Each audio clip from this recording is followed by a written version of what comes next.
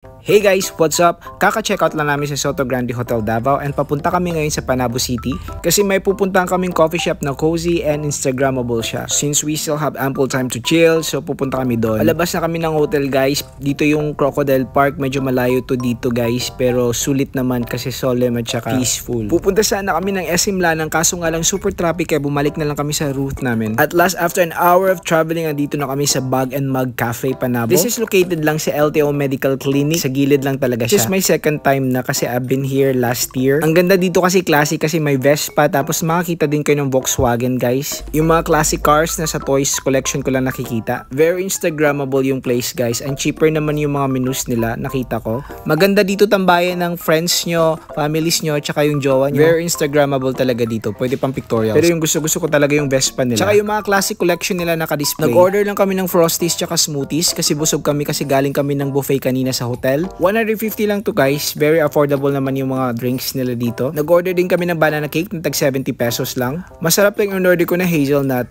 Strawberry naman yung smoothie sa bro ko. And masarap naman siya guys. Sulit na sulit. Pero best seller nila yung Oreo. Ang sarap talaga tambayan dito guys. Pwede din kayo mag-set dito ng business meetings. Meron naman silang mga menus pero tatlong klase lang. Pero masarap tong banana cake nila guys. 3.9 na lang din namin yung blueberry cheesecake nila guys na tag 100 pesos lang at ang sarap naman. Ito yung mga kuha namin for the Instagram post. So see you guys again next vlog. Bye-bye!